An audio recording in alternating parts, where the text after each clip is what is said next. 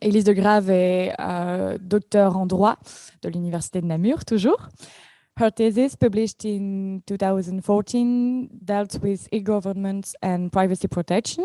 Today, she teaches in particular the regulation of artificial intelligence and the e-government. Ces activités de recherche se concentrent également sur la régulation de l'intelligence artificielle et l'e-gouvernement.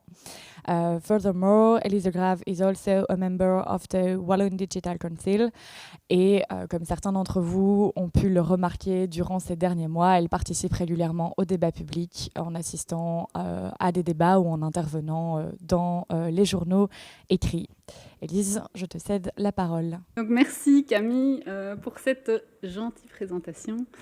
We will now focus on the first panel dedicated to the data protection in the fight against pandemia.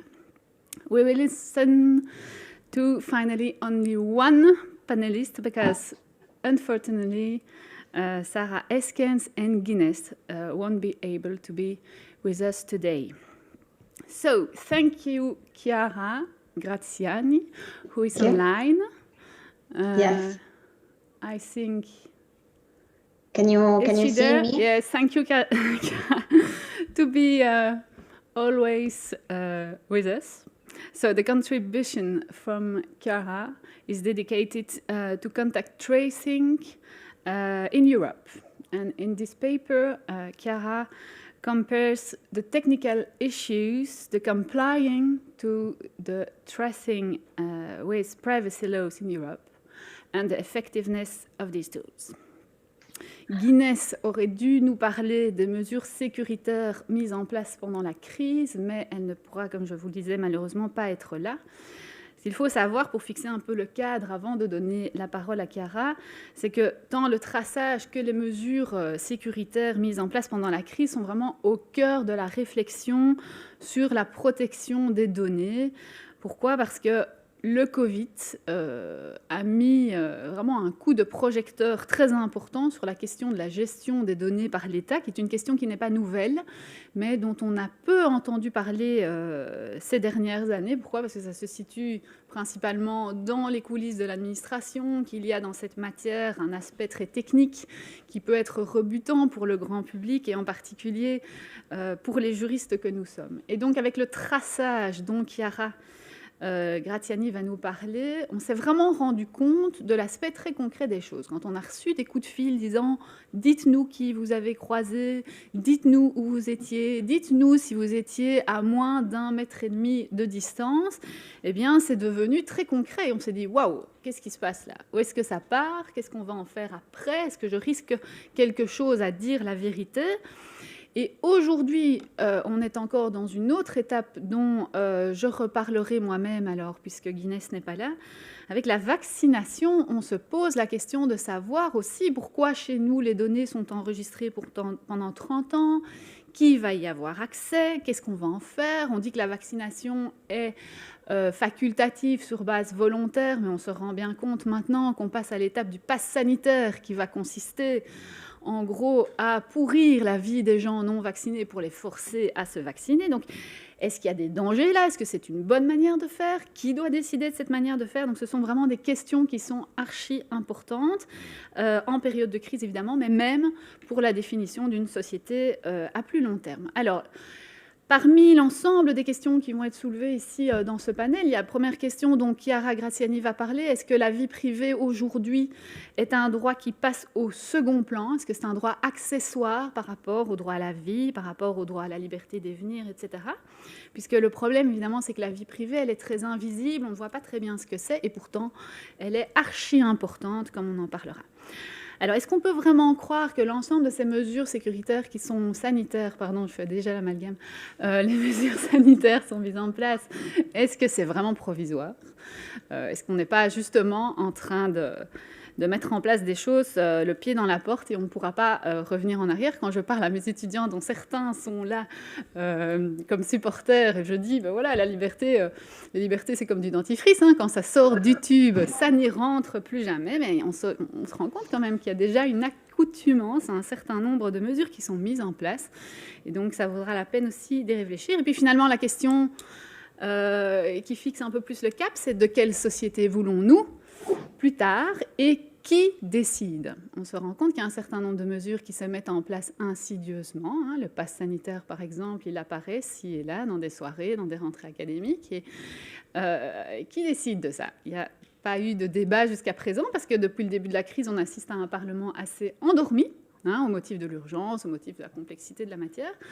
Le Parlement ne joue pas clairement son rôle de lieu de débat et surtout d'une prise de décision politiquement assumée. On a quand même l'impression que là derrière, les politiques n'ont pas trop envie de mettre en jeu leur électorat. So now we are pleased to welcome online Chiara Graziani, who comes from Italy.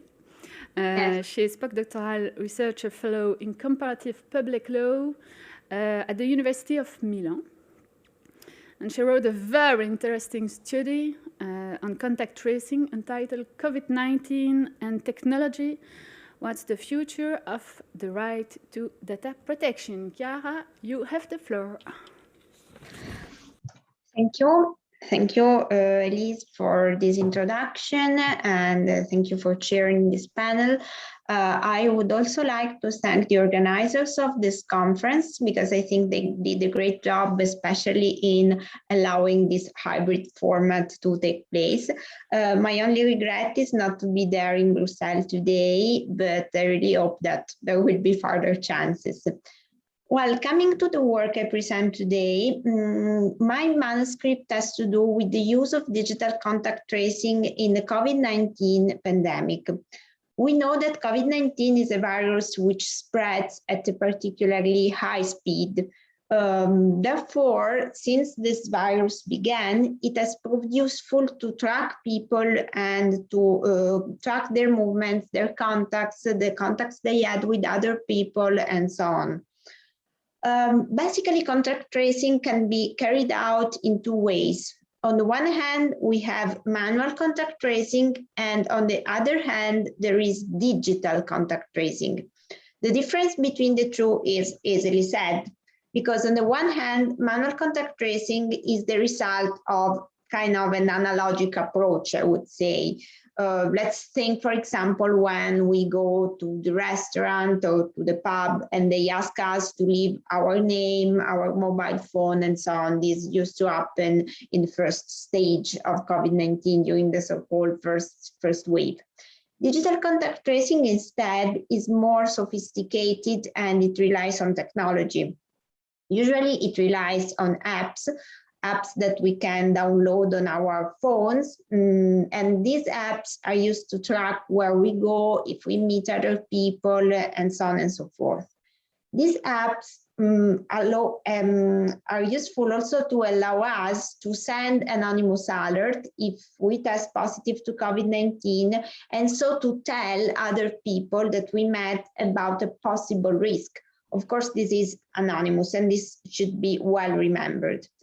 Now, it is quite clear that the use of these apps can have an impact on our rights to privacy and to data protection. Of course, many other technology tools do, but there is the additional issue, the additional problem that we are dealing with the health data, so a special category of data. In my paper, I try to assess the impact that the app can have on data protection, not just in the short term, but also in the long term. So, I mean, how is the use of technology to fight COVID-19 modifying the very concept of data protection? And are we going towards a different balance between data protection on the one side and public health on the other side? And which is the future of data protection after COVID-19, so when we get back to normalcy? In order to answer this research question, I have selected a scope for my research. Actually, my wider idea in a wider research would be to explore this complex scenario in EU countries, in all EU countries, but necessarily I had to restrict my scope and I had to start from a more restricted selection of countries. For the purposes of this paper, I have decided to focus on 2 case studies to be compared. These are Italy and Belgium. These 2 countries can be easily compared according to traditional methodological rules of comparative law because they have several common features. They are 2 Western European democracies. They are both member states of the European Union and state parties to the European Convention of Human Rights, so of the Council of Europe. They are both civil law countries. And of course, given also the particular scenario, the particular context of this conference, I consider that I could get many interesting views on the Belgian experience, which could be useful also to widen, to open up my research. Well, in order to compare the use of digital contact tracing apps in Italy and in Belgium, I took into account several points. First, the technical aspects. We are not, of course, in a conference of computer scientists, IT, or mathematicians, but still, I would say that technicalities are very important if we want to evaluate the impact of these apps on privacy and data protection. Moreover, this shows how increasingly multidisciplinary the field of law is becoming, and more in particular, the field of public law. Second, in my study, I take into consideration the legal source that was used in each of these 2 countries to regulate the contact tracing apps. Well, I would like to say that this focus on legal sources does not shift my perspective from data protection to more formalistic aspects of public law. Rather, I think that the use of legal sources is important if we want to assess whether the interference with the right to data protection is proportionate.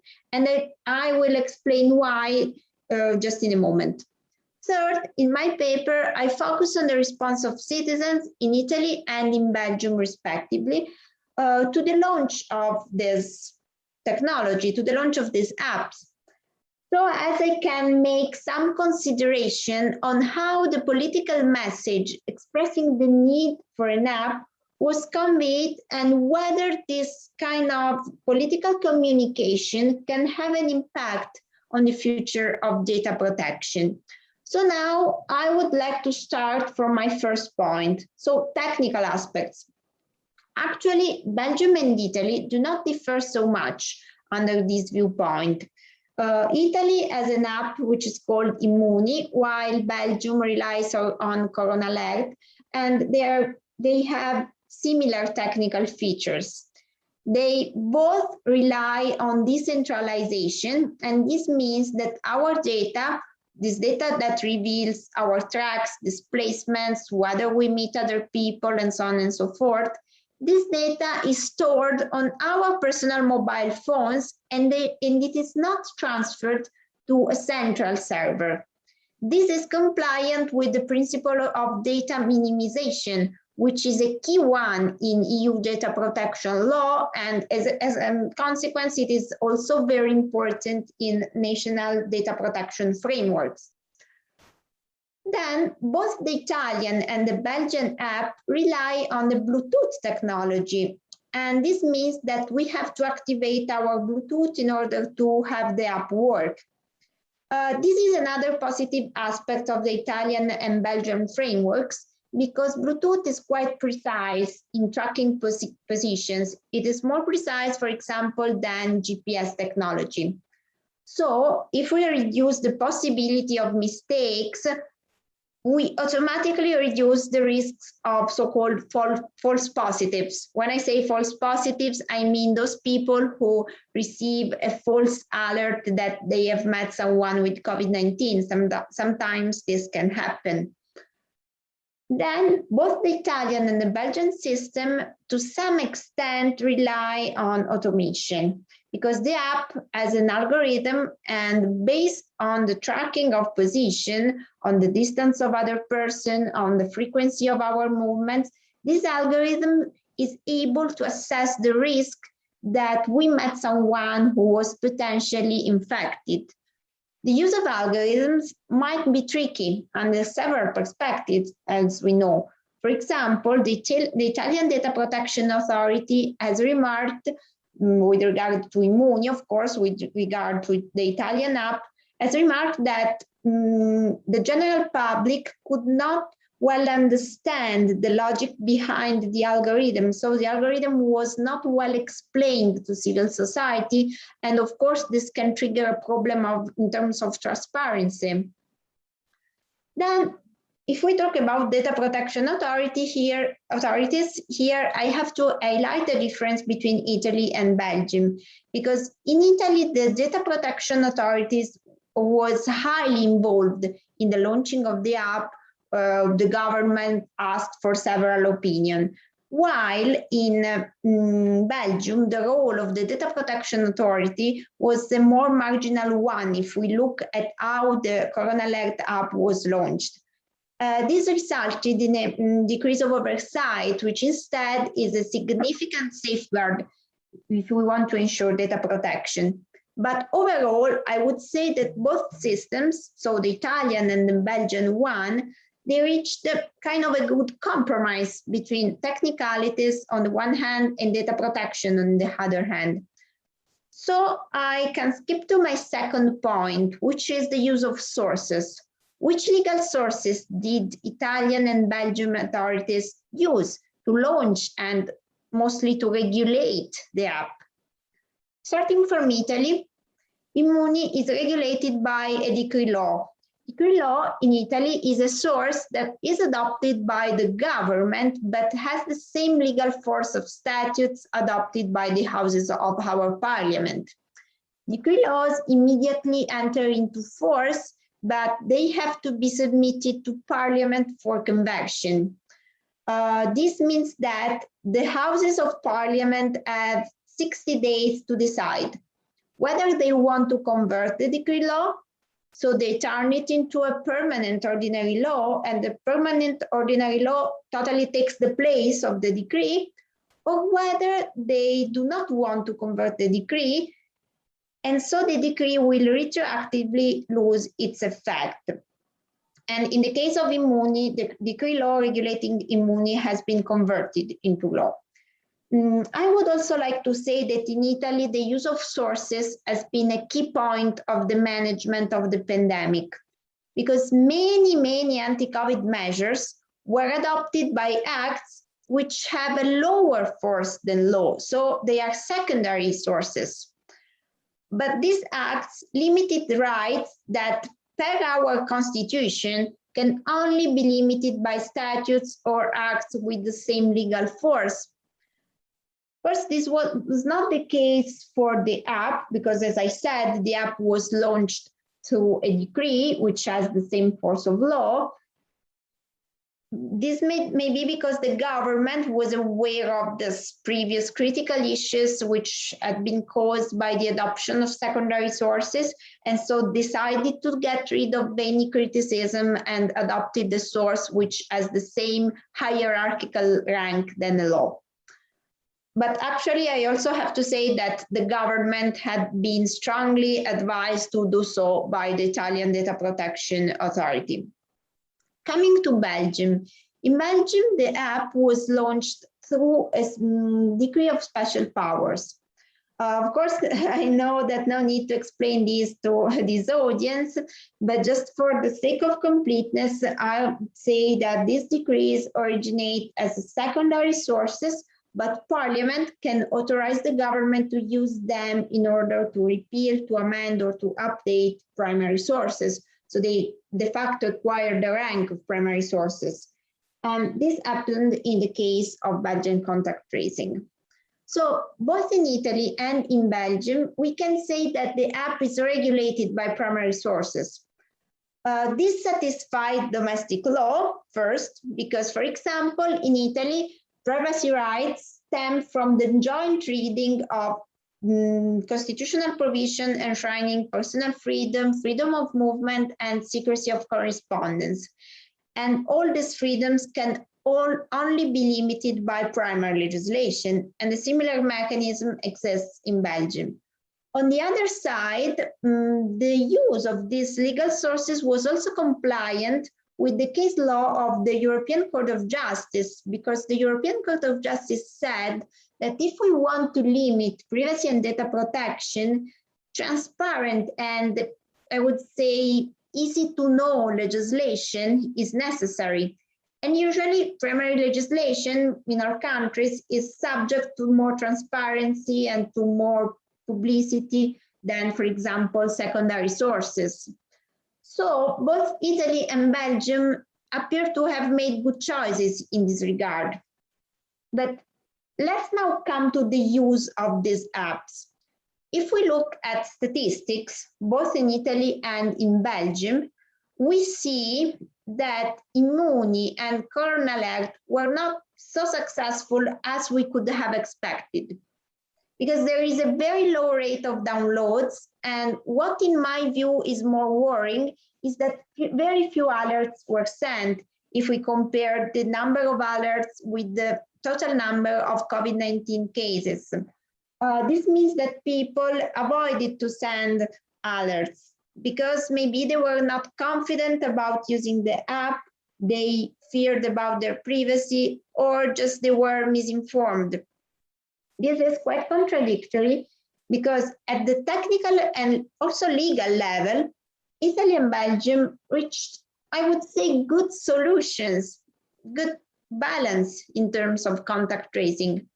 But so who is to blame for this kind of unsuccess of the app? Perhaps one of the causes can be the way in which political authorities have vehiculated the message to citizens regarding the app. Because both in Italy and in Belgium, for what I have been able to see, there has not been a significant social and political debate on contact tracing. Yes, there has been some debate, but it was more a kind of elite debate between, for example, constitutional law scholars, IT experts, and I would say a few politicians. So the result, the outcome of this is that the app and the contact tracing has not been perceived as something which did involve the whole population and that could really help. I would not say that it is a weapon against COVID-19, but at least it can be considered as a complementary tool. So this backdrop allows us to draw some conclusions. First, we saw that, yes, with some flaws that are inevitable, but both the Italian and the Belgian authorities have managed to set up a contact tracing system that at least overall is privacy compliant. Nevertheless, this commitment to make the app compliant with the legal framework on privacy and data protection has not been enough to ensure effective reliance of the population on this tool. The root causes of this scenario, as I said, might depend also, I do not say that this is the only reason, but also on the lack of a correct political communication, so from public authorities to citizens on the specific point of contact tracing. This shows the importance of political communication, even in times of emergency, because yes, of course, emergency should be legally regulated by clear, precise, and accurate legal sources. This is something that scholars are saying and that I really agree with.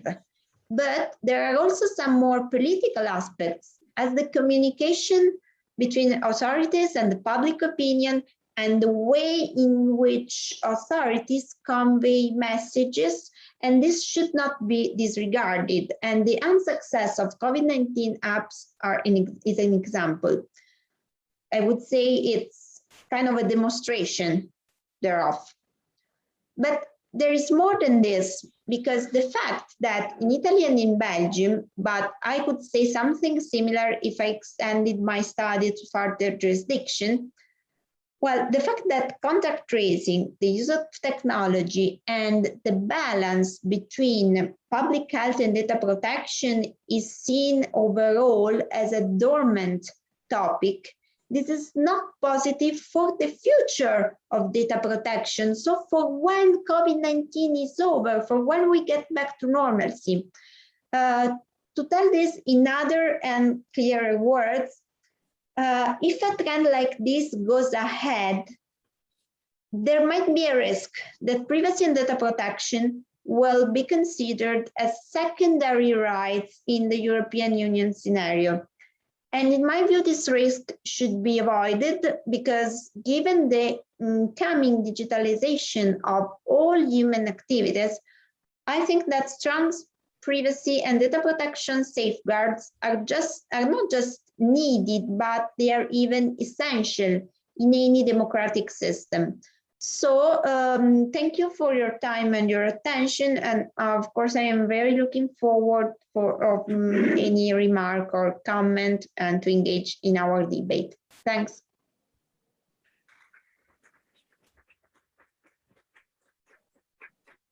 Thank you, Chiara, for this interesting contribution, and thank you for having chosen Belgium to make this detailed comparison about tracing tools.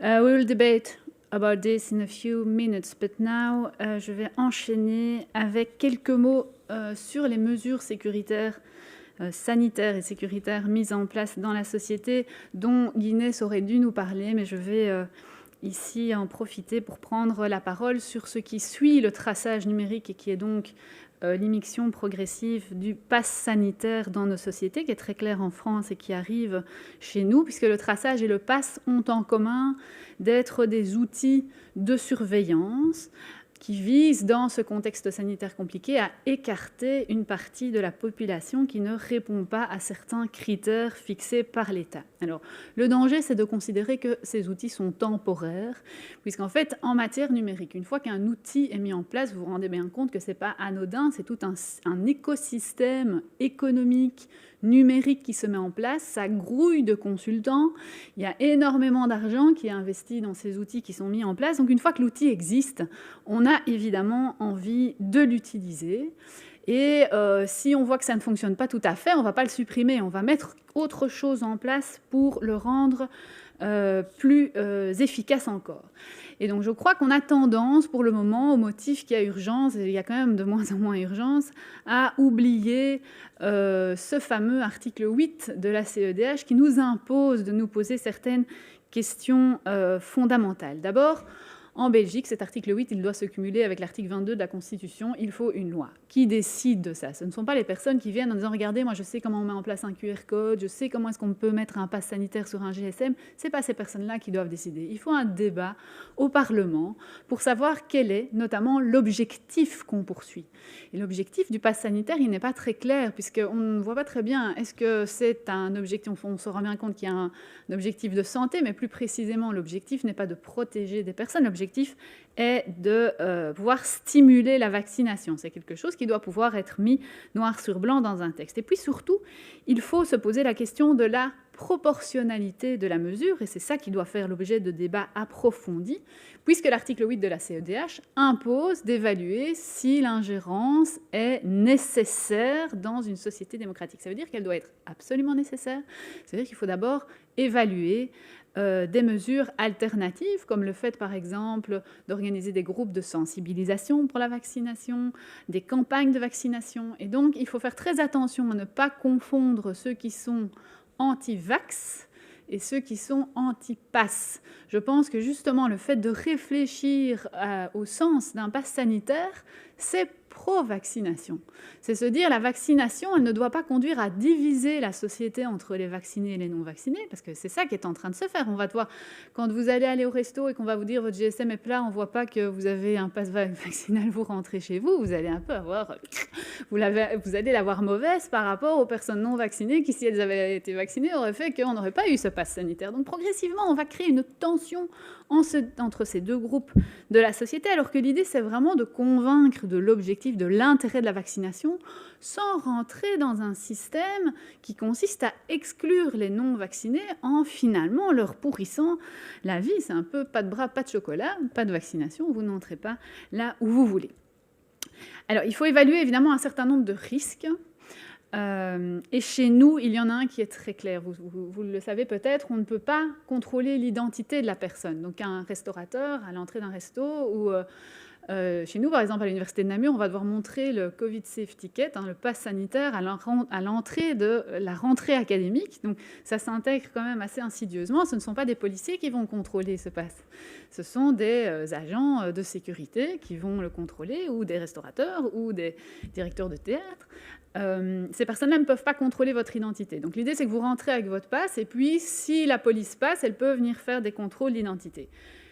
Ça va progressivement poser problème, ce système, puisqu'évidemment, on va se rendre compte que des gens se passent des QR codes, se passent des papiers de vaccination en ordre, et donc il y a un risque chez nous, aussi lié au fait qu'on a une fracture numérique, donc tout le monde n'a pas un smartphone, et tout le monde n'aura pas la version papier, etc., de dire « Ah ben tiens, il y a quelque chose qu'on a déjà tous », dans notre portefeuille, qui est tout petit, qui ne prend pas de place et qui, pour le moment, ne sert quand même pas à grand-chose, c'est la carte d'identité électronique. Et ça ne serait pas difficile, dans la base de données qui nourrit la carte d'identité électronique, de dire bah, maintenant, on va mettre le pass sanitaire là-dessus. C'est quand même beaucoup plus simple, tout le monde a cette carte d'identité électronique et il suffira de la montrer à l'entrée des lieux auxquels on accède. Sauf que quel est le problème? Il y a quelques mois, qu'est-ce qu'on a fait de manière assez insidieuse? C'est mettre sur cette carte les empreintes digitales. Ça n'a pas fait grand bruit, mais donc vous avez maintenant, progressivement, vous allez avoir vos empreintes digitales sur cette carte d'identité. On doit dès aujourd'hui être attentif au fait que ce qui est maintenant une mesure sanitaire, le pass vaccinal, pourrait un jour être aussi une mesure sécuritaire. C'est-à-dire que vous allez mettre, si un jour ce pass sanitaire se retrouve sur la carte d'identité, vous allez montrer votre carte d'identité. Au prochain attentat, on va dire, bon, ok, il y a encore du Covid, donc on va contrôler la situation vaccinale, mais il vient d'avoir un attentat, on va quand même contrôler aussi la situation sécuritaire de la personne pour voir si elle ne constitue pas une menace, pour voir si elle n'est pas déjà fichée dans ces fichiers de police qui, par ailleurs, sont très peu transparents, très peu accessibles. Et donc, ça n'est pas, parce que c'est parfois un reproche qu'on me fait de dire, mais alors quel ayatollah, oiseau de mauvais augure, c'est le gros problème en matière de vie privée et de numérique, c'est que si on intervient trop tôt, on dit, mais avec quoi elle vient, c'est vraiment de la science-fiction, mais une fois que c'est en place, c'est trop tard. Le pass sanitaire, ça fait des mois qu'on en parle. On dit, oh, allez, en Belgique, ça n'arrivera pas. Bah, ça arrive. Et insidieusement, sans débat, et donc sans possibilité de prendre du recul et de réfléchir. Et je rejoins alors là-dessus une très intéressante contribution de la Quadrature du Net. Donc Guinness, qui aurait dû venir, est membre actif de la Quadrature du Net, qui est une magnifique association en France, qui nous manque fort ici en Belgique, parce que c'est une association qui met toutes ses forces sur l'étude des libertés, la protection des libertés en numérique. Chez nous, la Ligue des droits humains fait un super boulot, mais ils sont tellement mobilisés par tous les secteurs qu'évidemment, c'est difficile de se focaliser uniquement là-dessus. Donc la Quadrature du Net, c'est vraiment une super équipe. Et donc, évidemment, c'est dommage que Guinness ne soit pas là, mais donc je vais essayer ici de porter certaines idées de la Quadrature du Net, puisque s'il y a un texte qu'il faut lire sur le pass sanitaire, c'est bien le texte que la Quadrature du Net vient de publier il y a quelques semaines, Pass sanitaire, quelle surveillance redoutée, qui est un texte en fait très posé, qui ne part pas du tout dans une idée de anti-pass, anti-vax, pas du tout. C'est plutôt d'ailleurs un plaidoyer pour la vaccination, mais une vaccination qui soit honnête, responsable, sans piège là derrière. Et donc, la Quadrature du Net met en lien le pass sanitaire avec ce qu'on appelle la technopolice. Donc, c'est la surveillance des citoyens, la surveillance de masse, en expliquant que ça fait longtemps qu'on contrôle les citoyens. Pensez par exemple aux personnes étrangères qui arrivent sur nos territoires. Elles arrivent, on va les contrôler de manière très serrée pour vérifier si elles respectent des conditions imposées par l'État. Si elles respectent ces conditions, on leur octroie un visa et ensuite des policiers vont contrôler ce visa. Mais ce que dit la Quadrature du Net, c'est que jusqu'ici, ce contrôle se fait dans des cas précis. D'abord, les visas, ça coûte un certain montant de les produire, de les fournir. Il faut des policiers pour les contrôler, et certains doivent même être spécialisés pour contrôler l'authenticité du document. Donc c'est un contrôle qui reste très ciblé sur une certaine catégorie de la population, et même sur cette catégorie de la population, c'est un contrôle qui reste parcellaire. Qu'est-ce qui se passe avec la technologie? Et ça, je trouve que c'est vraiment intéressant. Ce contrôle social, il explose. Pourquoi? Parce que, d'abord, il ne coûte pas très cher. Vous payez vous-même le contrôle, puisque vous avez chacun un smartphone. Donc, de plus en plus de gens, et la majorité, il y a quasiment 90% de la population qui a un smartphone. Donc, le dispositif de contrôle n'est plus financé par l'État, mais par les personnes privées. Et on peut, de cette manière, organiser un contrôle des personnes par des personnes qui ne sont pas formées par l'État et qui ne sont pas non plus, elles, financées par l'État, ceux qui sont dans les théâtres, dans les restos, à l'entrée des rentrées académiques universitaires. Et donc, grâce à cette technologie, ou à cause de cette technologie, c'est pas ce qu'on doit dire, on renforce le mouvement qu'on appelle le mouvement des smart cities, les villes automatisées. Jusqu'ici, par exemple, les caméras de surveillance des policiers, elles requéraient aussi qu'un policier soit derrière la caméra pour voir ce qui se passe, intervenir s'il y a quelque chose de suspect. Avec la reconnaissance faciale, c'est la technologie toute seule qui va reconnaître qui a un comportement déviant. Avec la question immédiate qui suit, qui définit ce qu'est un comportement déviant? Et jusqu'à présent, ce sont en général les concepteurs des algorithmes de reconnaissance faciale qui vont dire « Ah bah oui, un comportement déviant, c'est ceci ». Donc quelqu'un qui bougerait dans tous les sens, quelqu'un qui n'aurait pas un comportement normal pour la société privée qui a mis en place l'algorithme, est une personne qui va recevoir l'attention de l'État, ce qui pose évidemment pas mal de questions démocratiques lorsqu'on ne voit pas très clair sur la manière dont ces algorithmes ont été conçus. Et donc ce que pointe la quadrature du net, c'est que ces outils de contrôle de masse, on commence progressivement à s'y habituer. Je crois même que certains vont en être fiers. Je voyais une communication politique récente de la ministre Verlinden disant il faut qu'on montre aux vaccinés qu'ils ont quand même bien fait de se faire vacciner. Et donc, ils vont montrer leur passe sanitaire à l'entrée des lieux. Et donc, on imagine bien que certains vont dire regardez, parce qu'on a quand même toujours un peu la trouille d'être contrôlé chaque fois. Regardez, moi j'ai mon passe et donc je suis fier, je suis vacciné. Donc, il y a une accoutumance qui se crée de ces outils. Or, le pass, par exemple, c'est pas très efficace. On le voit déjà maintenant. Ça n'est pas très efficace sur le plan sanitaire. Et donc, ça va l'être encore moins quand on va se rendre compte que des gens se passent des passes. Vous savez que pour le traçage, par exemple, des gens louaient des GSM. Donc, il y avait Corona Alert, et donc certaines personnes, et c'est encore le cas, ont l'alerte Corona Alert disant il faut se mettre en quarantaine, et le GSM est loué par d'autres qui n'ont pas envie d'aller travailler, qui ont envie de rester chez eux. C'est véridique, ce sont des vrais cas. Ils louent le GSM pour rester chez eux parce qu'il n'y a pas ce contrôle d'identité qui est lié à l'outil. Du coup, qu'est-ce qui va se passer? On va dire, il y a le problème avec le pass, évidemment, il y a des gens qui passent justement sans qu'on soit sûr que c'est bien eux, donc on va renforcer, qu'est-ce qu'on va dire? On ne va pas dire on abandonne le pass sanitaire, on va dire on va renforcer le pass sanitaire, donc vous comprenez, vous avez tous assisté à ce type de problème, on va permettre à des non-policiers de faire des contrôles d'identité. Et donc, insidieusement, progressivement, on renforce, en fait, selon la quadrature du net, le mouvement d'exclusion des personnes qui ne rencontrent pas les critères qui sont imposés par l'État, avec le problème que la vaccination n'est pas obligatoire. Et donc, moi, je me demande dans quelle mesure il n'y a pas là quand même, il faut oser dire, une espèce d'hypocrisie politique, de dire on ne va pas imposer l'obligation vaccinale, parce que ça ne va quand même pas faire grand genre au niveau de notre électorat. Et donc, on préfère dire, tiens, on va essayer de booster cette vaccination en embêtant les non-vaccinés, mais qu'on pose la question, une fois pour toutes, de l'obligation vaccinale, de pourquoi est-ce qu'on ne le fait pas. C'était la même chose, mais c'était moins visible et je trouve moins problématique. Mais avec Corona Alert en Belgique, comme l'a dit Cara, c'était une application sur base volontaire. C'est pas normal qu'on laisse chacun dire dans son canapé « je télécharge ce truc ou je le télécharge pas ». Si c'est vraiment nécessaire, l'État l'impose. Simplement, ça a vraiment donné l'impression que l'État, en fait, ne savait pas très bien ce qu'il mettait en place. On a vu après que ces bases de données ne sont pas très claires du tout, problématiques. Et l'État se dit « tiens, comme ça, chacun télécharge son truc. Si un jour, il y a un problème, s'il y a un piratage, comme il y en a eu au SPF intérieur, il y a eu un piratage depuis le mois de mars l'année passée, on vient seulement de s'en rendre compte maintenant, mais le SPF intérieur, il détient votre numéro de registre national qui est le Sésame pour accéder à toutes les bases de données de l'État, par exemple. Eh bien, s'il y a un problème, ce ne sera pas notre problème puisqu'ils auront téléchargé volontairement. Donc, on est un peu dans cette hypocrisie politique que je regrette vraiment, parce que c'est le moment pour la société de demain de poser des choix, et ces choix sont peut-être nécessaires. C'est peut-être nécessaire d'imposer le traçage, d'imposer la vaccination, mais parlons-en. Parce qu'évidemment, ici, on est en train de prolonger ce mouvement d'exclusion d'une certaine partie de la population. Et pour terminer, la Quadrature du Net fait un parallèle entre ce qui se passe et les idées d'extrême droite. Et je trouve que c'est extrêmement intéressant, puisqu'en France, le problème, c'est que les antipasses sont confondus avec des gens de l'extrême droite. Donc c'est l'extrême droite pour le moment, M. Philippot notamment, qui porte fort le discours antipasse, ce qui, pour la Quadrature du Net, est problématique. Alors je vais me permettre de vous lire la conclusion de leur très beau papier disponible sur le net. Si le gouvernement français se permet d'imposer de tels outils de détection et d'exclusion des personnes qu'il juge indésirables, c'est notamment car il peut reprendre à son compte et redynamiser à son tour les obsessions que l'extrême droite est parvenue à banaliser dans le débat public ces dernières années afin de traquer, de contrôler et d'exclure une certaine partie de la population.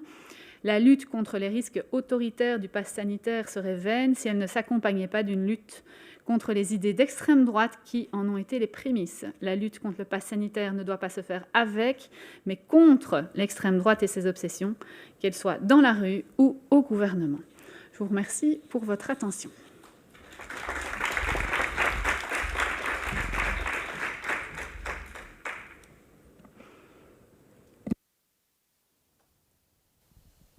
Merci Élise et merci à Chiara Graziani pour sa présentation. Donc nous allons maintenant ouvrir les débats sur les interventions du panel numéro 3 donc, qui ont eu lieu avant la pause ainsi que sur l'intervention de Chiara Graziani, éventuellement sur les commentaires qu'Élise a fait étant donné qu'il s'agit de l'un de ses sujets de prédilection. Donc, je propose aux gens qui sont en ligne de poser leurs questions sur le chat.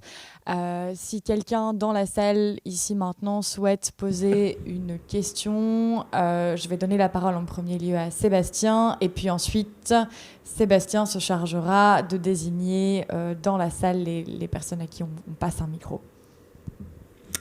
Alors, merci Camille.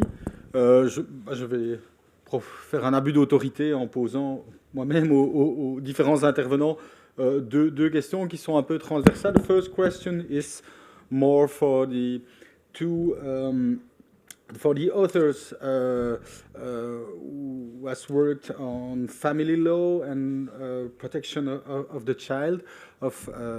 This is Samantha and Michael and Geraldine. Your two speech concern the concept of the best interest of the child, which is very central in your fields.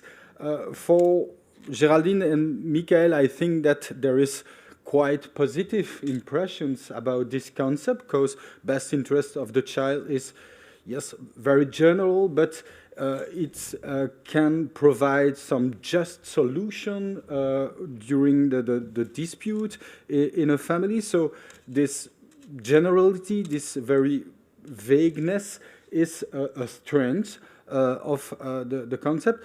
But for Samantha, I think that there is another discourse, this vagueness, this indetermination is maybe a danger, a risk for the person, because it can be used as a way for the state to intervene into family life in order to protect the best interest of the child in a very paternalistic way. So my question is the following. Is it possible to reconcile it?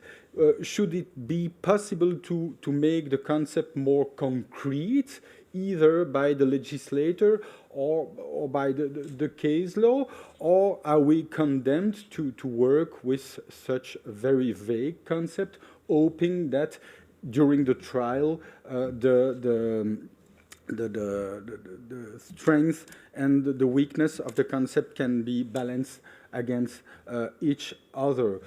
Donc, en d'autres termes, la question c'est de savoir est-ce qu'on peut attendre quelque chose du législateur pour mieux cadrer tout cela, ou bien est-ce qu'on doit tout renvoyer à la procédure, à une rationalité plus procédurale, en disant on va pouvoir au moins en discuter devant une juridiction. Ça, c'est ma première question. Et puis la deuxième est un peu liée à ça. Ça concerne le principe de la légalité et les attentes que l'on peut former du débat démocratique, du débat au Parlement pour régler cette question, mais aussi pour régler d'autres questions que l'on a inventoriées ce matin. Toute cette réaction à la pandémie, c'est une histoire d'un droit qui s'est écrit extrêmement vite dans l'urgence, pas nécessairement, voire même parfois pas du tout, au Parlement. Il y a un déficit d'appropriation et de réappropriation démocratique de tout cela.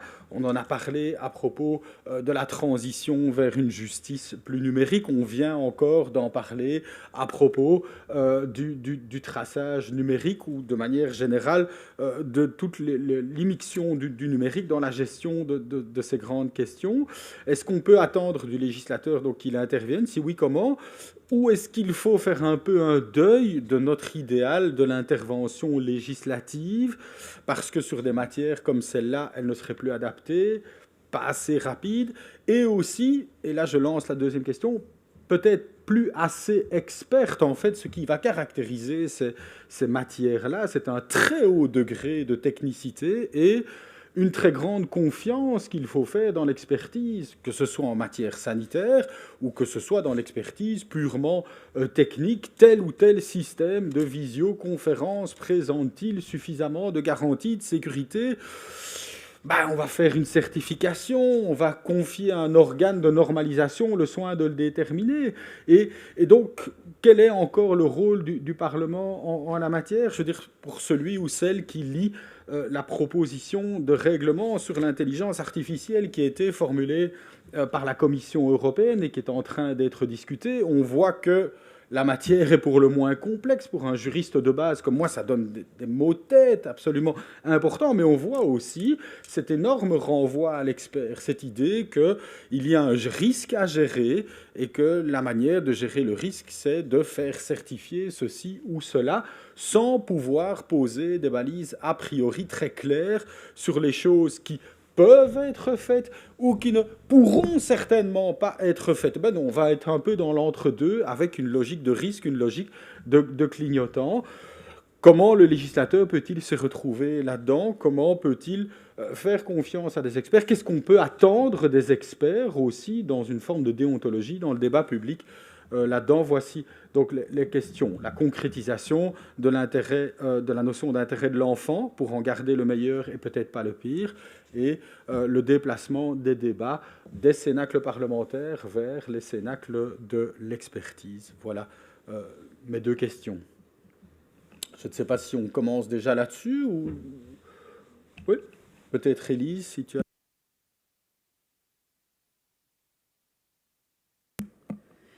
Je vais peut-être juste rebondir sur ce que tu dis pour donner un angle plus numérique, pour partir d'un cas concret.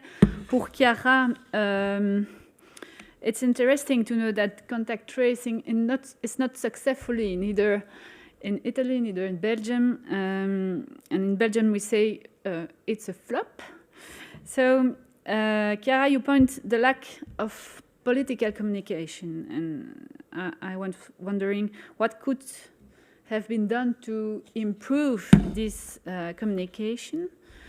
And in particular in Italy, has there been a real democratic debate with the advantages and disadvantages of the app? Because you point that there might be a risk that privacy and data protection will be considered to secondary rights in the IU scenario, and I think it's true. But what should we do to avoid this scenario? Chiara? Yes. Well, yes. Thank you for these questions. Well, actually, as regards Italy, I would say that no, there has not been a real democratic debate. Yes, of course, the app has been adopted through a decree law, which is a law that which is converted into law, and so which is examined by Parliament. But only, let's say, technical features of this app at just had already been decided. The only positive approach that I can see there in Italy as regards the procedure to adopt the app is the fact that they have involved the Data Protection Authority, and the Data Protection Authority has had a significant role. But for example, citizenship was not involved, and the major rhetoric in Italy was that we needed to fight the virus, we needed to restrict freedoms, we needed to limit our liberties, our freedoms, our rights, and the idea that we could do something, as for example the app, to live with the pandemic, to try to get back to a new normalcy, was not conveyed. And so this is why I highlighted this lack of political communication. And this is based exactly on the particular rhetoric which was used in Italy. Someone even proposed that the pandemic was a kind of war, and some constitutional law scholars, although this view was rejected then, they even proposed that it could have been addressed to the tools that the Constitution provides in case of war. Of course, this is an extremist view, but this is just to highlight to what extent the political focus was on the fact that we had to fight the virus, and not on the fact that we could do something to live together with the virus. And the fact that privacy and data protection rights are sometimes sidelined, I think that is because their violations are not always so evident as it is in the case of other rights, in the case of personal freedom, in the case of freedom of movement, or many other rights and freedoms that I could list. So the restrictions are less visible, are less evident, and so this is why sometimes they are considered as secondary rights. During the pandemic, we have focused a lot on we were confined to our home, we couldn't go out, and so on and so forth, but we were not so much focused on the fact that also our data and our personal privacy was to some extent under stress, or at least would have been under stress. And so I think that we should not differentiate between first category rights and second category rights, because this leads to some dangerous consequences, as I tried to highlight in my paper and as I tried to say during my presentation. So I think that political actors should have focused more on the fact that there are also other rights that were touched by the pandemic, and among them also privacy and data protection. This is why I chose to shed light on this issue through my paper. Thank you. Thank you, Chiara. Je vais peut-être rebondir, ou tu veux rebondir, Sébastien? Oui. Sur la question, du coup, enchaîner avec la question des experts que tu posais.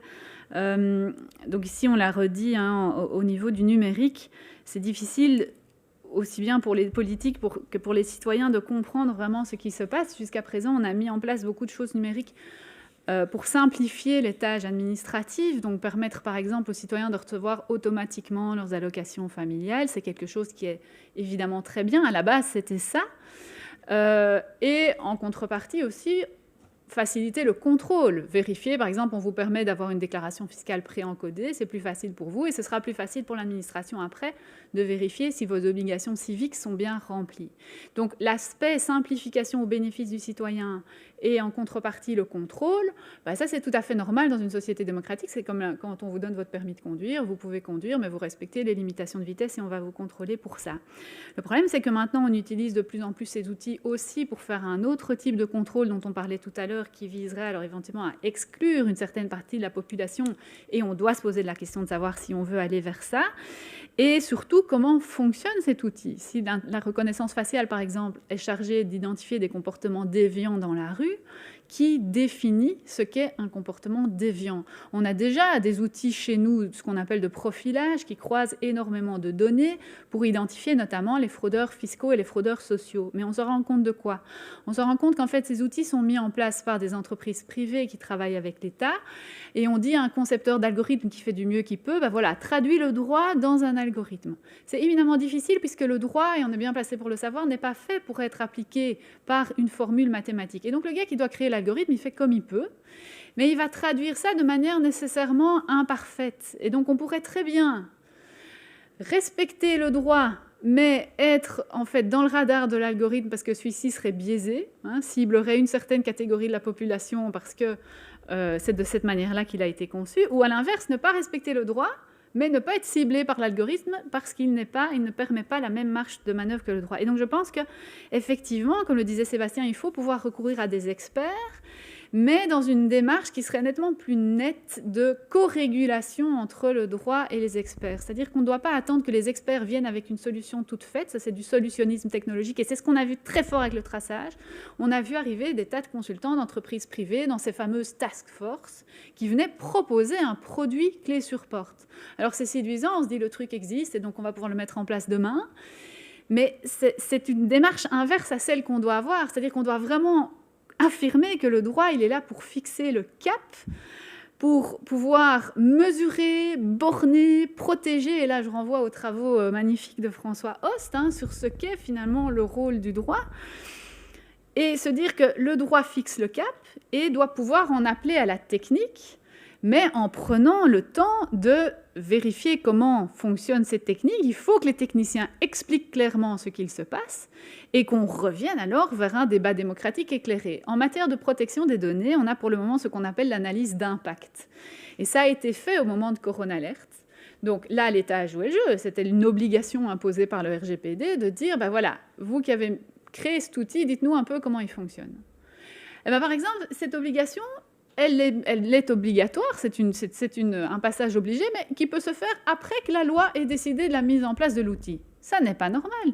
C'est un document qui explique comment fonctionne l'outil et qui permet, c'est ça qui est intéressant, à la population de donner son avis.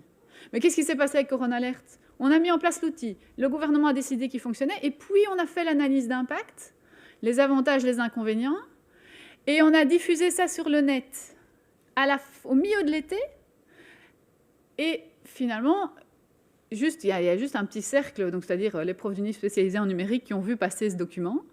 Donc il y a eu comme ça, là aussi, un peu une hypocrisie au niveau de la transparence, les gens n'ont pas pu réagir, mais il y en a qui ont quand même réagi, joué le jeu, en pointant des vrais risques.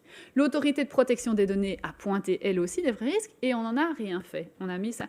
Donc ce sont des éléments, évidemment, qui n'incitent pas à la confiance, et si un jour il y a un problème, tout ça aura déjà été pointé. Donc je crois qu'il faut réfléchir à des outils de type analyse d'impact de la mesure mise en place, mais la faire au bon moment. Idem, les organes qui sont chargés d'éclairer le législateur, comme la section de législation du Conseil d'État, interviennent beaucoup trop tard quand on passe par exemple par un mécanisme d'accord de coopération. Tout est mis en place, après on n'a plus qu'à dire oui ou non, mais finalement il n'y a pas de réflexion qui peut être mise en place. Donc voilà, je pense que c'est notre rôle de juriste de réfléchir à ça à l'avenir, mais sur la manière dont on organise la co-régulation entre le droit qui doit vraiment garder son rôle de maintien de cap d'une société et les experts qui doivent venir éclairer, mais éclairer, pas imposer un certain nombre de choses au niveau technique. Je ne sais pas si derrière l'écran, éventuellement, Georgia, vous avez une réaction par rapport à ceci. Donc, le thème que vous étudiez, évidemment, tout ce qui concerne l'automatisation, la numérisation de la justice est central. Donc, I don't know if you have a reaction about this, Georgia? Yes, yeah. Okay. Here I am. Related to what you both said, I think it's really important, this perspective of co-regulation, and is also what the European institutions are trying to promote, because on the side of only jurists and legislators, there is a lack of technical knowledge. technological and technical knowledge. And on the side of software developers, engineers, scientists, and mathematicians, there is a lack of understanding how a certain type of algorithmic technological-based tool can have an impact on fundamental rights and rights of individuals.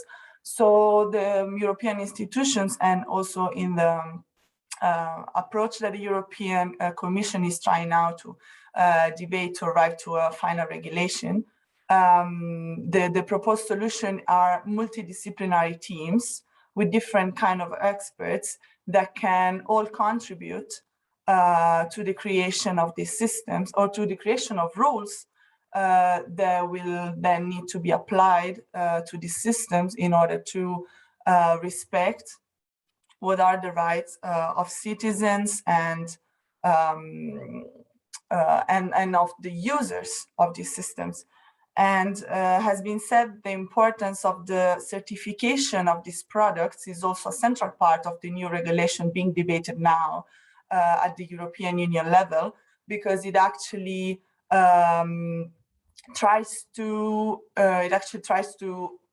set different level of risks of this system in order to pose more attention and to focus more on what are the systems, eventually the technological techniques that are more inclined to or are more create more concerns with respect to certain rights. One of those, data protection, non-discrimination, equality.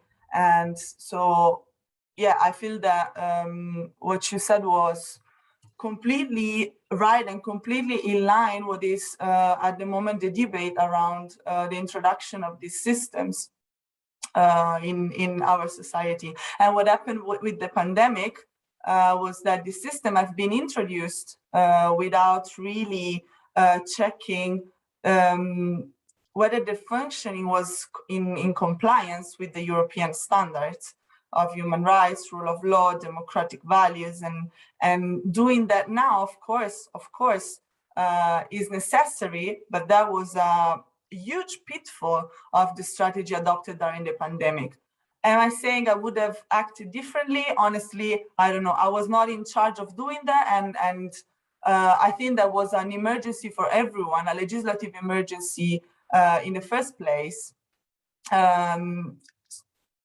Remedies were needed, so I'm not saying I would have done differently. I don't know what could have been the best option, the best way to proceed. But what I'm saying now is that if we wanna keep relying on this system, and if the pandemic, as we saw, paved the way to the introduction of this system in a massive way, then we should start considering and we should broaden our views on what could be the short term, but mostly the future and the long-term effects of the use of these technologies on society, rights, individuals. Yeah. Thank you. Et merci pour votre intervention. Alors, je ne sais pas si sur cet aspect des choses, donc la régulation, le rapport à l'expert, il y a encore des interventions, que ce soit dans la salle ici ou derrière l'écran de la part des panélistes ou autres, ou bien, oui, côté de Anka, je te cède la parole. Merci beaucoup. Bonjour à toutes et tous. Je m'appelle Anka Elincé, je suis professeure de droit à l'Université de Grenoble, en France. Je remercie pour commencer les contributeurs et contributrices pour leur présentation. Moi, j'ai une remarque. Alors, ce n'est pas vraiment une question, mais j'aimerais bien, si vous êtes d'accord, qu'on engage le débat en français, si c'est possible, because my English is not as good as yours. Je voulais faire quelques remarques sur le pass sanitaire, un peu en lien avec ce qui a été dit. Donc, comme je vous l'ai dit, moi, je suis française, donc chez nous, le pass sanitaire, on le pratique depuis début août.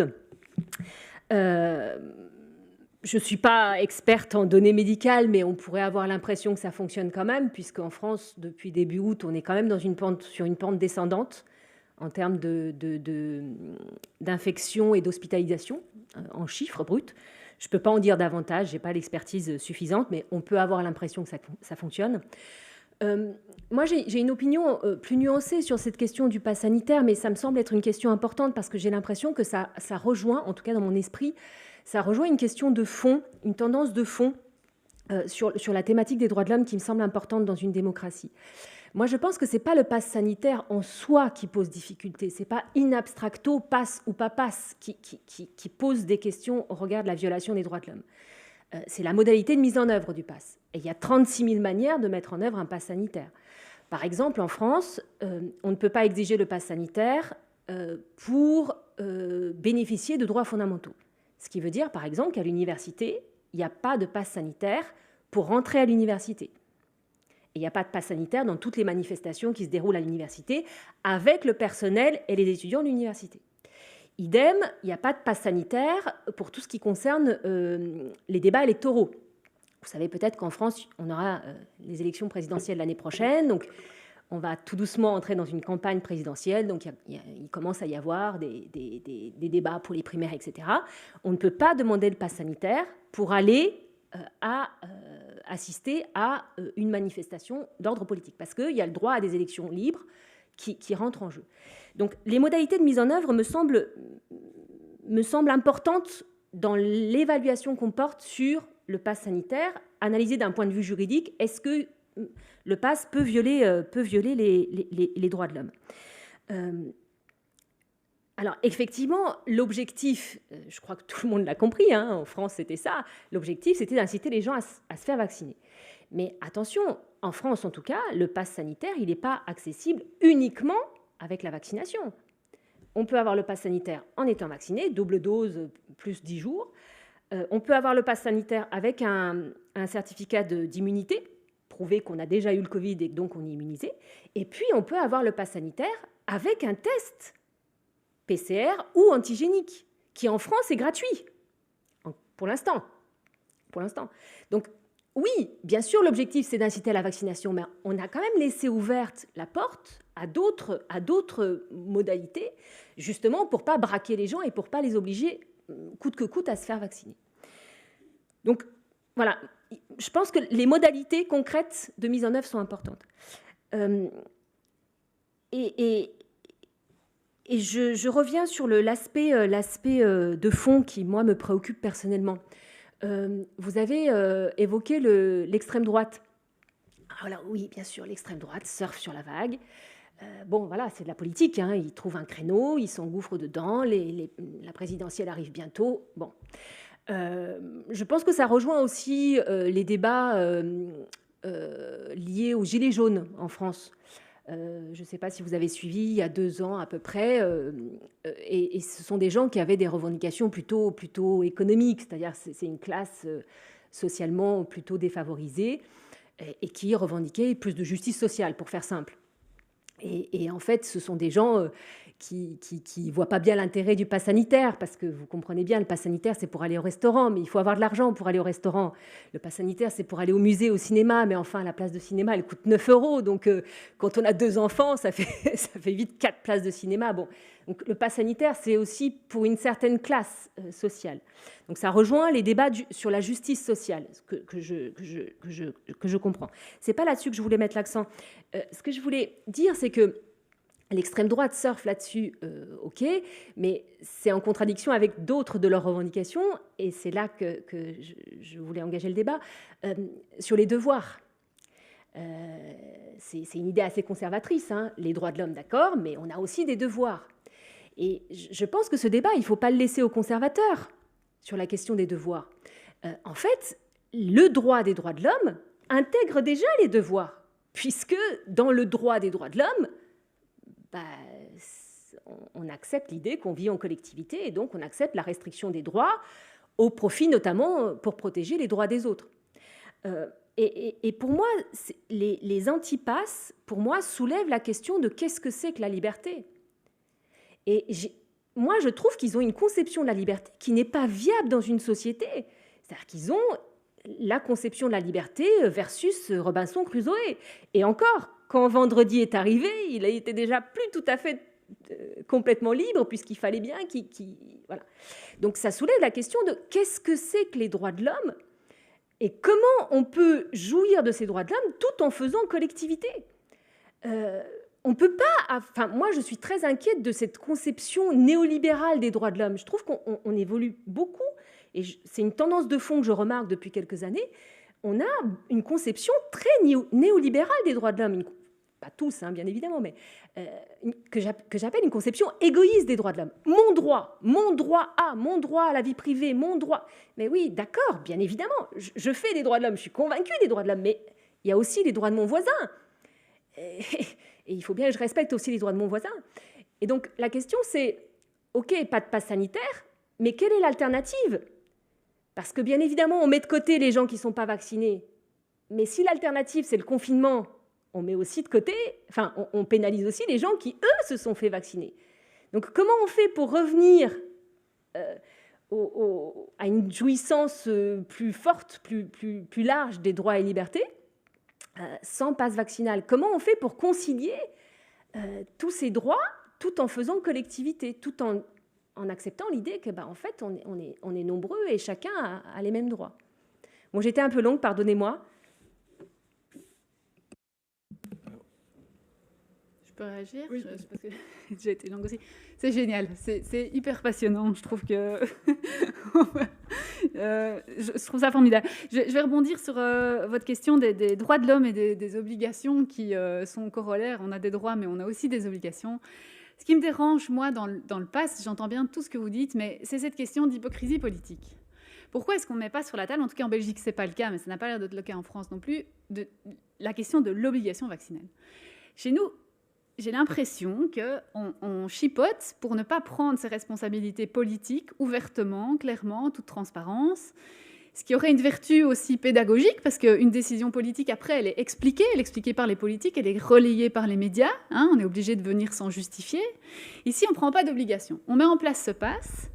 Et en Belgique, on va même beaucoup plus loin, parce que chez nous, on est plus loin qu'en France dans la mise en place des bases de données. Donc, on a des bases de données par secteur, hein, le travail, la famille, l'identité civile, et tout ça est interconnecté par un numéro d'identification unique, qui est interdit chez vous jusqu'à présent, mais nous, on en a un, qui permet d'interconnecter toutes ces bases de données. Et on va quand même assez loin dans ce que je perçois comme étant le piège du citoyen. Donc on dit la vaccination n'est pas obligatoire, mais qu'est-ce qu'on fait maintenant? On croise des bases de données. Par exemple, ça c'est vraiment maintenant, c'est cette semaine que ça se joue, on croise la base de données Vaccinet, dans laquelle on enregistre les personnes qui sont vaccinées, avec la base de données ONSS, qui contient le nom de tous les employés. Ça n'a jamais été décidé, ce truc-là. Hein. On n'a jamais dit, OK, on va croiser deux bases de données. Maintenant, chaque entreprise va pouvoir voir qui est vacciné. Et on assiste à quoi dans les hôpitaux? On assiste à une espèce de marketing un peu quand même dérangeant d'hôpitaux qui se mettent à dire, mais venez chez nous, il y a 85% de personnes qui sont vaccinées dans le personnel. Tandis que là-bas, c'est 70%. Donc, si vous voulez... Donc, il y a quand même quelque chose qui est assez malsain dans la gestion de ces données et qui pourrait conduire progressivement à faire perdre tout à fait la confiance du citoyen dans l'État numérique, alors que c'est l'avenir. L'État, on ne va pas commencer à refonctionner avec du papier pour inciter à la confiance. C'est vraiment pas du tout vers ça qu'il faut aller. Donc les outils numériques, ils sont importants, mais il faut engager la population vers ces outils. Et par exemple, c'est super aussi ce que vous dites sur la vision collective des droits. Discuter du collectif. Le RGPD, par exemple, ne le fait pas du tout. Le RGPD, c'est donc Règlement général de protection des données, c'est mon petit droit d'accès, mon petit droit de correction, avec aussi le phénomène, le travers de dire chacun va se démerder tout seul, quoi, pardon pour l'expression, chacun va se débrouiller, hein, il va faire valoir ses petits droits avec des tas de personnes qui n'y comprennent rien, alors qu'on met en place des algorithmes pour des outils de contrôle gérés par l'État dont personne ne discute. Il n'y a même pas moyen d'attaquer ces algorithmes pour le moment. Parce que c'est dans les coulisses de l'administration, ils ne font pas l'objet d'une décision administrative qui serait attaquable. Et donc, on prive tout à fait, j'ai essayé de le faire, moi, d'avoir du collectif, une discussion collective sur ces algorithmes. Alors là, il y a quand même eu pas mal, ça a été chouette, Camille faisait allusion à la médiatisation du sujet. C'est vrai qu'il y a eu des chouettes choses qui se sont passées chez nous en Belgique, parce qu'on a comme découvert, les politiques ont découvert le sujet, les journalistes ont découvert le sujet. Et il y a eu quand même pas mal de bons articles de journalistes qui ont vraiment creusé le sujet. Et il y a par exemple maintenant, je pense que ça se discute la semaine prochaine, une proposition, il y a une parlementaire qui m'avait contacté en disant « mais ce truc d'algorithme, moi, ça m'intrigue. Je vais faire une proposition de loi ». Et elle a fait un projet que j'ai accepté de relire. Et c'est maintenant une proposition de loi et ça va être discuté au Parlement. Et ça, je trouve ça génial. Il y a un problème, des journalistes le relaient, des chercheurs viennent montrer que c'est pas nouveau, qu'il y a toute une expertise là derrière, et le politique prend ça en charge et soumet une proposition. Mais c'est courageux. Et donc la proposition, c'est d'instaurer la transparence des algorithmes. Dès que l'État en utilise un, il faut pouvoir l'expliquer, publier le code source, etc. On va voir ce que ça donne. Je suis curieuse de voir, parce que du coup, je ne vais pas participer, moi, aux auditions, mais parce que comme j'ai un peu aidé pour faire le texte, c'était compliqué après de venir juger le texte, mais je vais être attentive à ça. Je trouve que c'est vraiment intéressant de dire, voilà, un politique qui prend la chose en main. Et donc, les obligations, c'est vraiment important, mais il faut des obligations qui soient assumées de manière authentique par des politiques publics. Et le pass sanitaire, je trouve, là-dessus, n'est pas assez clair. On n'a pas dit on met cet outil en place pour compliquer la vie des gens non vaccinés. Non, il y a une espèce d'amalgame autour de ça vous protège pas. Et par ailleurs, le test PCR chez nous, il compte 50 €. Donc, pour aller au resto, ça coûte cher la frite, quoi. Enfin, parce qu'il faut chaque fois payer 50 € en plus. Donc, il y a clairement là une discrimination. Pour les départs en vacances, il fallait faire des tests PCR pour les enfants de 12 ans, il fallait les payer. C'est aussi des discriminations par les gens qui ont des enfants, qui n'ont pas d'enfants. Donc, ça complique aussi au niveau de l'organisation, de devoir prévoir. Donc, on rencontre quelqu'un, on dit « chouette, on se ferait bien un resto. Ah, bah, tu n'as pas ton test PCR, tu vas d'abord aller attendre 2 jours pour avoir le résultat. » C'est quand même... C'est un outil quand même étrange. Et puis surtout, et c'est là que j'aime beaucoup le papier de la Quadrature du Net, ça met en évidence le fait qu'avec le numérique, on fait exploser les possibilités de contrôle de masse sans vraiment s'en rendre compte et en faisant contribuer chacun avec son smartphone. Donc, c'est quelque chose dont on doit être conscient. Moi, je trouve qu'on ne travaille pas assez dans la transparence et dans le fait d'être conscient de ce qui se passe. Et donc, c'est des questions qui doivent vraiment être débattues, définies, mais qui doivent déjà être posées à la base. Parce que venir avec un solutionnisme technologique en disant « c'est ça la solution », il n'y a rien d'autre, et vous n'y comprenez rien, c'est pas grave, mais nous, on sait que ça fonctionne, c'est dérangeant, et je pense que ça peut avoir des conséquences vraiment négatives à l'avenir, de confiance du citoyen dans tout ce qui va être utilisé numériquement par l'État. Mais on peut en reparler pendant des heures, c'est vraiment super comme sujet. Non, mais c'est une question importante, mais c'est vrai qu'il y a une différence entre la France et la Belgique. Mais bon, moi, je ne suis pas trop la Quadrature du Net sur le coup du... Enfin, pour moi, il y a une vraie différence entre le pass et le traçage. C'est pas la même chose. L'employeur en France n'a pas accès au pass vaccinal. On n'a pas besoin du pass vaccinal dans les restaurants d'entreprise, par exemple. Donc bon, il y a quand même beaucoup de barrières, ce qui semble très différent de ce qui se profile en Belgique. Et là, effectivement, les nuances sont importantes. Et le prix du test PCR, c'est aussi 50 €, effectivement. C'est discriminatoire. Ouais. Merci en tout cas pour ces éclairages. Alors, on a une question, donc je propose que sur cet aspect des choses, on clôture. Il y a encore une question en ligne qui est posée. Exactement, merci, je suggère de la poser et d'y répondre rapidement, comme ça on peut se tourner vers les familialistes aussi par la suite. Oui, bien sûr, c'est juste... Attendez, j'ai l'impression que oui, ça fonctionne. Donc, c'est en fait 2 questions, Sébastien, mais comme c'est sur le sujet avant qu'on passe chez les familialistes, donc il y a une réaction en fait d'une juriste dans les matières des big data qui dit « j'ai l'impression au fond qu'il y a 2 poids 2 mesures en tant que protection des données. On se sent très démunis pendant cette période de pandémie parce qu'on a l'impression que le RGPD, ses principes ne sont qu'une obligation imposée de façon très coûteuse aux entreprises alors que l'État belge et ses composantes les balayent d'une pitchonnette. » C'était peut-être une réaction. Et attends, Elise, parce que j'en ai une autre pour toi, même si c'est un des présents en ligne qui dit « Serez-vous entendu ?» Je pense que ça s'adresse à toi lors de la révision de la loi sur la protection des données qui est en cours actuellement. Alors, tu en as parlé pour cette proposition parlementaire, mais par ailleurs, notamment, l'autorité de la protection des données fait l'objet d'une évaluation. Ça me permet de juste rajouter, si tu sais, toi, parce qu'on sait que ça fait 2 mois, il y a 2 mois, l'Europe a lancé une procédure d'infraction à l'égard de la Belgique pour justement l'état de l'indépendance de l'autorité de protection des données. Et donc peut-être ça fait le lien de savoir où ça en est, parce qu'on a en effet plus que l'impression que la Belgique devient Far West en matière de big data. Oui, très bonne question, tout ça. Donc, je ne vais pas y aller par 4 chemins. Effectivement, les entreprises se plaignent beaucoup de devoir respecter des obligations RGPD qui sont un peu des obligations qui vont parfois trop loin et qui perdent le vrai intérêt de la protection des données, il me semble. Donc, il y a beaucoup de choses. Un peu, c'est comme construire une maison Lego, c'est très compliqué. Donc, pour les entreprises, c'est très compliqué à mettre en place. Et parfois, on se demande à quoi ça sert vraiment, quelle est l'idée là derrière. Donc, ça, c'est un peu regrettable. Mais c'est comme ça, elles doivent le faire. Et l'État, oui, balaye certains principes. Notamment parce que vous l'aurez peut-être lu, on a des très gros problèmes d'indépendance au sein de l'autorité de protection des données et qu'il y a en particulier un homme qui domine tout ce secteur de l'administration électronique de l'e-gouvernement, qui à la base a eu vraiment une super bonne idée. Notre modèle d'administration électronique est vraiment très beau, de décentralisation des données pour éviter de tout regrouper dans une base de données et donc générer du piratage éventuellement. Donc cette personne-là a mis en place le beau modèle, mais depuis lors est devenu l'homme incontournable et se trouve à la tête de tous les secteurs qui sont les plus à la pointe en numérique au sein de l'État, mais aussi il se trouve dans l'autorité de protection des données chargée de contrôler tous ces secteurs. Donc il est à la fois le concepteur du système, celui qui est à la manœuvre au quotidien et aussi celui qui juge ces systèmes. Alors il y a eu une plainte anonyme qui a été introduite auprès de la Commission européenne qui vise l'autorité de protection des données et qui vise aussi un autre organe fort dominé par cette personne-là, le comité de sécurité de l'information, qui est censé être un comité d'experts indépendants mais qui ne l'est pas, je vous passe les détails.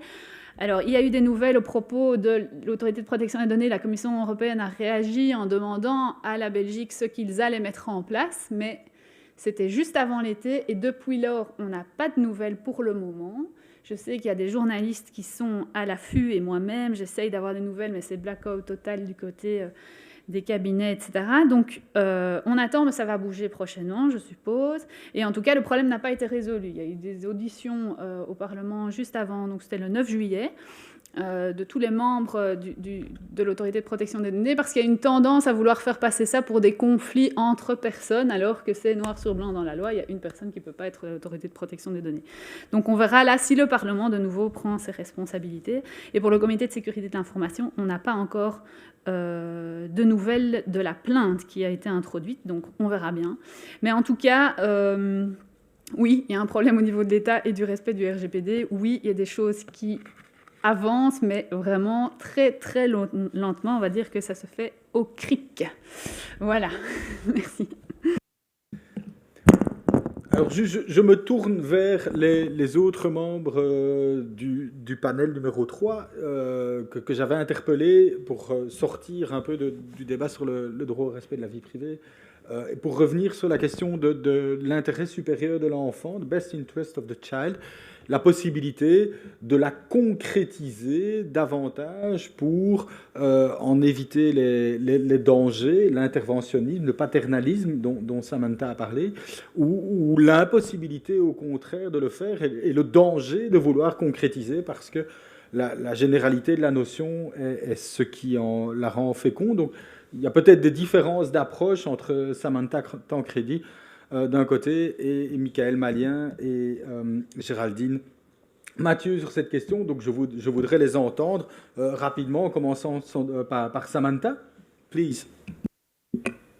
I think for the case of Ireland, at least, to look at it in a multi-level way. So having vague terms exist at a higher level, applying to multiple different jurisdictions may be more functional than when it goes down to, in this case, the country level, being that in Ireland. And in my paper, I kind of explore the different jurisdictional comparisons, such as the UK, where in a case called Langley and Liverpool City Council, it's concluded that when there is a child welfare dispute, that the case be looked at holistically. And then in further case law, it's demonstrated that the police work alongside the parents in the best interest of the child. Whereas in Ireland, a lot of the case law, such as one case called Eastern Health Board in McDonnell, establishes that in Ireland instead, the police are encouraged to take out the parental advisement aspect and solely work in their own perception of what the best fit for the child would be. And it's in that vague terminology that perhaps one police officer in deciding whether or not to intervene may find a situation more pressing than another, and could, in that situation, leave a child in a very vulnerable situation that could ultimately impose greater harm, versus someone who interprets that to be a bit more pressing or have a lower threshold in order to actually justify intervention methods. So when I was discussing, I suppose, the negative side of that, it is in the sense that if it is not done, then the consequences of that may be a greater burden to bear than if interventionist methods are employed. And that would only occur if or when there is stronger terminology used. And this trouble actually exists in the other guiding documents as well, that not only police but also social workers rely upon in order to best understand what it means to have the best interests of the child held at heart, and as well constitutionally, having that term used is helpful in terms of guiding, kind of as I had spoken about the paternalist theme of the state. However, in the more practical implementation of these measures, it may actually end up being this continuing problem of not really knowing when or if to intervene in the first place. So helping kind of make that decision is, I think, where there needs to be more clarity, far more than providing a definition that best meets what the child's interests actually are. Thank you, merci pour cette réponse. Michael et Géraldine, qui êtes derrière la vitre, si j'ose dire. Oui, Sébastien. Michael est parti. Donc, Samantha, merci beaucoup pour son intervention, mais parle beaucoup et parle très vite. Donc, si j'ai bien compris, l'intervention de Samantha, elle serait en faveur d'une définition plus claire de l'intérêt de l'enfant. Samantha. Je me permets de faire le porte-parole de Samantha, qui m'a confié que le français n'était pas sa langue maternelle ce matin, mais donc c'est le sens effectivement un caveat autour de la texture ouverte de la notion. Alors, je comprends parfaitement l'intervention de Samantha et je sais que ce concept comporte sa part d'ambivalence et qu'il y a ce risque de paternalisme. Mais je pense que, comme toutes les notions juridiques fondamentales des démocraties, l'intérêt de l'enfant, à mon sens, doit rester une notion ouverte qui ne pourrait par essence pas se laisser enfermer dans une définition qui la viderait de toute substance. Je pense que je reprends l'expression de Jacques Firenze, que Samantha ne connaît sans doute pas, mais que peut-être certains dans la salle connaissent. C'est un peu comme l'étoile polaire qui doit guider le législateur, qui doit guider le juge, toute personne amenée à travailler avec des enfants. C'est un concept qui, parce qu'il n'est pas défini, gagne à être souple et adaptable et qui doit nécessairement s'apprécier in concreto, et donc qui se définit au cas par cas en fonction des circonstances, du contexte et des besoins de l'enfant. Alors ça, je l'ai posé. Maintenant, il est évident qu'on a besoin de guidelines et ça, je rejoins sans aucun doute Samantha. Et je pense que là, il faut se tourner du côté des observations du Comité des droits de l'enfant, notamment l'observation générale numéro 14. Et je vois qu'il est 12h57, donc je ne vais pas ici aller trop en longueur là-dessus. Mais j'ai envie de rappeler quand même une chose, c'est que l'intérêt supérieur de l'enfant exige d'abord et avant tout de respecter ses droits tels qu'ils sont reconnus et garantis par la Convention internationale relative aux droits de l'enfant. Et le Comité des droits de l'enfant, dans une observation générale, si je ne m'abuse, numéro 11, sur le droit de l'enfant d'être protégé contre toute forme de violence, rappelait que l'appréciation de l'intérêt supérieur de l'enfant par un adulte ne peut primer l'obligation de respecter tous les droits de l'enfant reconnus par la Convention. Donc, il n'est pas question, au nom d'une appréciation faite in abstracto par une autorité tierce de l'intérêt de l'enfant, de négliger ou de violer certains droits de l'enfant reconnus par la Convention. J'ai aussi envie d'insister sur le fait que, outre le fait que c'est une appréciation in concreto, une place toute particulière doit être réservée à la parole de l'enfant. Je pense que l'enfant, au regard de son discernement, de son développement, doit être associé à la décision prise par les adultes et avoir une place en tant que sujet de droit humain. Et c'est vrai que je ne peux que constater, alors c'est un autre article que j'ai écrit sur la question du respect des droits fondamentaux de l'enfant en temps de Covid-19 avec Anne-Catherine Rasson, le principe de l'intérêt supérieur de l'enfant, le principe de la participation des enfants, le principe du droit de l'enfant à l'information, n'ont pas toujours été rencontrés par les autorités fédérales dans le contexte de la lutte contre la pandémie. Donc là, je fais un peu le lien avec le sujet tout de même du colloque. Et donc pour moi, pas de définition précise de l'intérêt de l'enfant, mais des guidelines, oui, je pense, fondées notamment sur les observations générales du Comité des droits de l'enfant. Et je me permets ici justement de pointer le fait que dans ces dernières observations finales, cette fois à l'égard de la Belgique en 2019, le comité demandait à la Belgique d'élaborer des procédures et des critères visant à aider toutes les personnes ayant autorité à déterminer l'intérêt supérieur de l'enfant dans tous les domaines et à le prendre en compte en tant que considération primordiale. Donc je pense que ça doit être l'élaboration d'un outil concret, une priorité à ce stade. Alors, merci Géraldine. Je me tourne juste, avant qu'on ne clôture, vers Diletta et Christine pour savoir si vous avez éventuellement l'une et l'autre une réaction par rapport à ce qui a été dit. On a parlé du principe de la légalité, on a parlé du principe du procès équitable. Et je vous donne peut-être juste le mot de la fin du panel pour 2 minutes, si vous le souhaitez. Christine. Oui, l'État, si tu veux intervenir, fais-moi signe. Mais peut-être un petit mot alors juste sur le principe de l'égalité en matière pénale pour rappeler que ce principe de l'égalité ne s'applique pas qu'en droit pénal, donc pas uniquement aux incriminations en peine, mais aussi à la procédure pénale. Procédure pénale, donc les modalités de poursuite, il ne suffit pas d'ériger un comportement en infraction et de l'assortir de peine. Il faut voir effectivement comment ce comportement va être poursuivi sur le terrain. Et donc ça, c'est de la politique de recherche, c'est de la politique des poursuites qui, pour le moment, est entre les mains du Collège des procureurs généraux. Je pense que c'est important qu'il y ait un contrôle parlementaire sur la politique criminelle. Et par ailleurs, entre ce qui existe sur papier et ce qui existe sur le terrain, mais il y a souvent un monde de différence. Et donc, par exemple, les peines qui sont actuellement assorties pour les infractions Covid, c'est une peine d'emprisonnement et c'est une peine d'amende de minimum 26 €. On l'a vu, les amendes sont pas très, très fort appliqué puisqu'il faut que le dossier arrive jusqu'aux juridictions de jugement. Et donc, c'est essentiellement des transactions pénales qui sont d'un minimum de 250 € pour les particuliers. On a déjà un fossé. Et par ailleurs, par rapport à cette nécessité de légiférer, oui, c'est important, mais attention aussi à ne pas couler des exceptions dans le béton. Et je pense notamment au montant minimum des amendes pénales.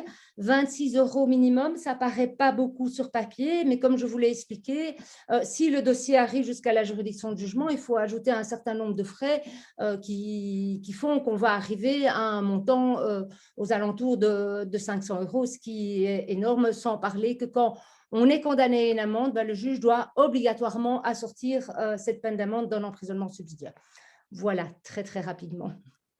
Très rapidement, on parlait de droit de l'urgence et de crise du parlementarisme. Je pense que la crise du parlementarisme, elle n'est pas neuve. J'en parlais déjà avant les années 2005, quand j'étais encore aux études. Donc voilà, je pense que c'est quelque chose qui peut être acté. Mais donc, pour revenir sur la proposition de loi en question par rapport à la question du droit à la vie privée, je crois que c'est quelque chose qui doit être élargi.